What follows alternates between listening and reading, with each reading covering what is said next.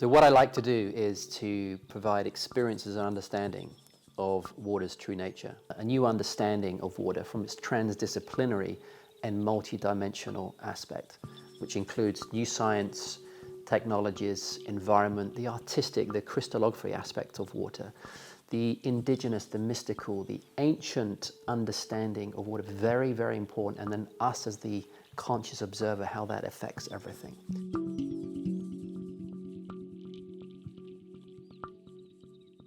So the future now is a weave between the modern thinking, the new discoveries that we've got now with water, the new protocols, the technologies that allow us to look really deep into water's structures, its movement, its dynamic, its flow, its rhythms.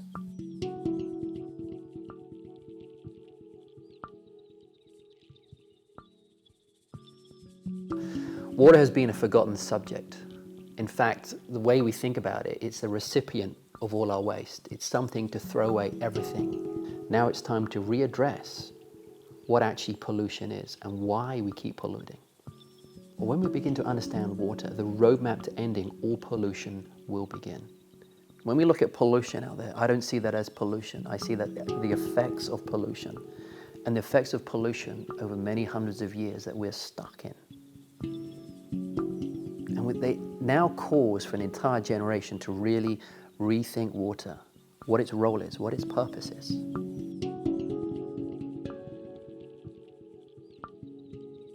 Every drop of water that is sacred, because every drop of water has its own stimulus itself. It's influenced by everything.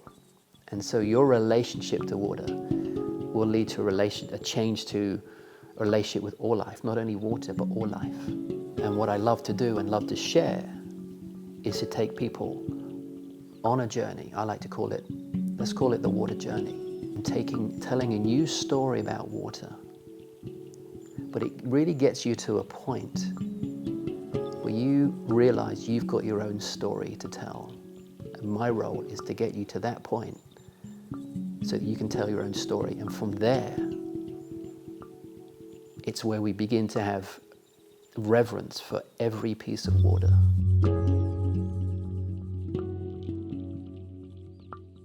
And so we need to reframe and break out of the limitations of where our current dominant thinking is in the electromagnetic spectrum and in the physical spectrum, and move into the more vibrational fields. Beyond that, move into the more subtle energy fields, and looking at the divine qualities, the energetic qualities, and we move from a more quantitative experience of life to a more qualitative experience of life. So when we're looking at energy, we're not looking at energy per se, we're looking at the quality of energy, and then within that, which qualities of energy. The same with consciousness.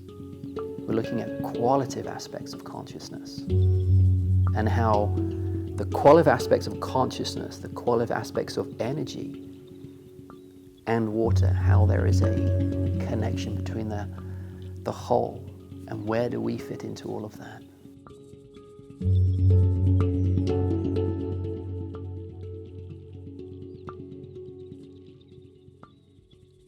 When we're talking about hado, which is a very unusual word, it's a Japanese word, and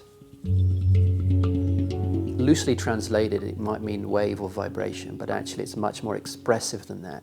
It really looks at the quality of the wave, the quality of the vibration. So it's the emergence of the wave and the qualitative shape and structure of that wave. So we now look at the environment that looked at how that wave was created. And when we get down to that, we realize it's the smallest unit of energy, the basis of which is the energy of human consciousness. So human consciousness is involved in this. Well, now we're looking at how hado and water are intrinsically connected. It's like a marriage between human consciousness and water.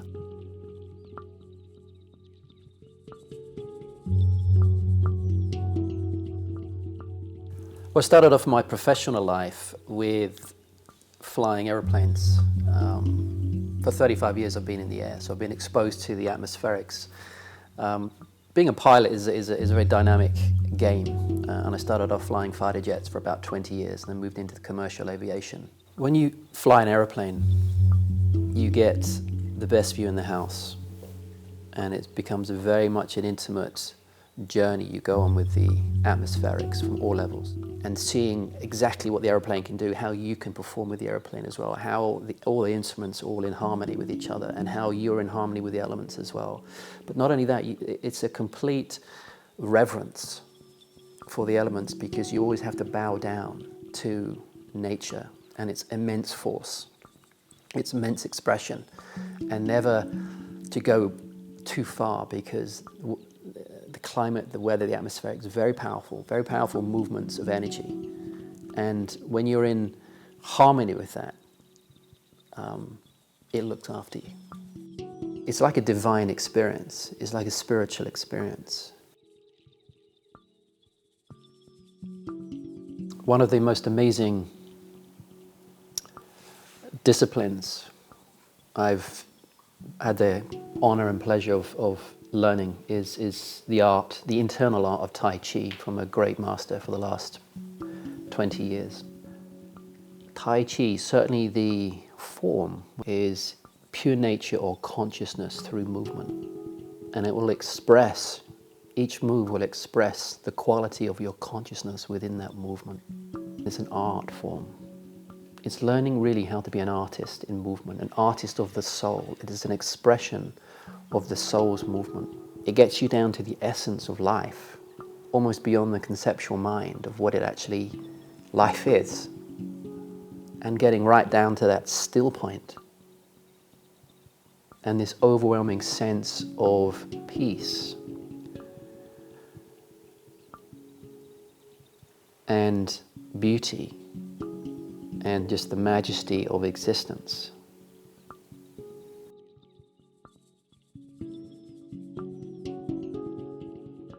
Everything contains water. So what is it that connects us all? It is the grand unifier.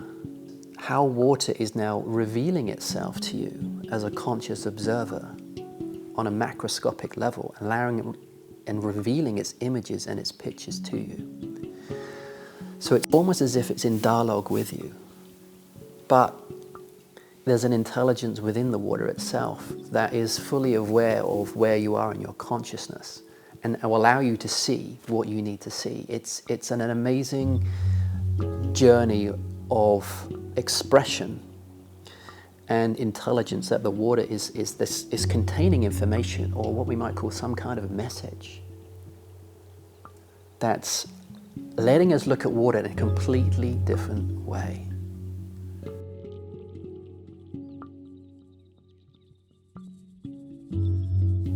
One of the most magical aspects of water research, modern research, is water crystallography.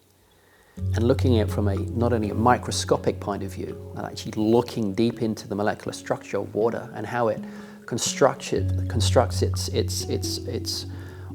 patterns and its geometries and can display them to you. And it's looking at seeing how water reacts to various stimuli, whether that could be energetic stimuli, it could be sound, it could be light, it could be the environment, it could be shapes, it could be geometries, but also now looking into the subtle energies of human consciousness, like thoughts, words, prayers, like complex structures of sentences put together that have a meaning and a sound embedded within it.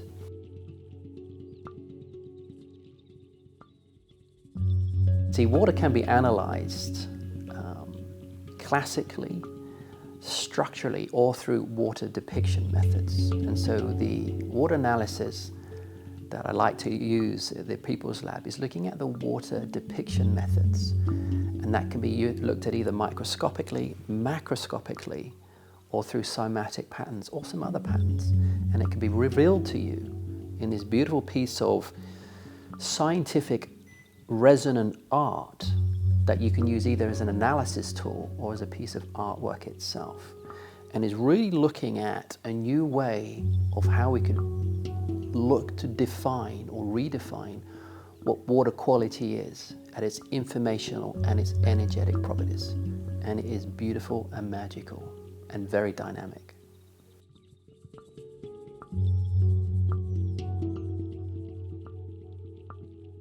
What is the most important thing is looking at mineral spring protection and bringing that into our awareness, because the true ethical owners of bottled waters are those that protect the land. They have to protect the land for that spring to maintain its purity, its quality, and its flow. So they are the guardians of the spring. And my role there is to assist that guardianship to keep that character of the water as it has been for thousands of years. There are many fine bottled waters out there. They could be volcanic, there could be iceberg waters, they could be cloud waters. Each water on the planet has got its own character. And so the water sommelier's role is to bring that character out into its offerings effectively. So it has a classical aspect to it as well, is looking at creating of a fine water menu for a restaurant or cafe to give people a real experience of what water truly is and how to pair it with a meal.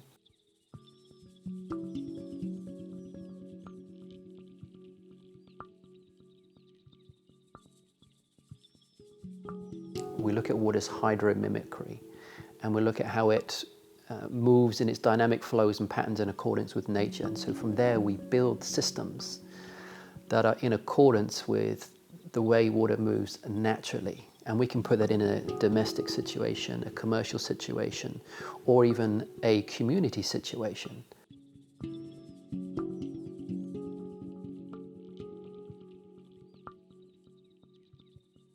And that is the water journey.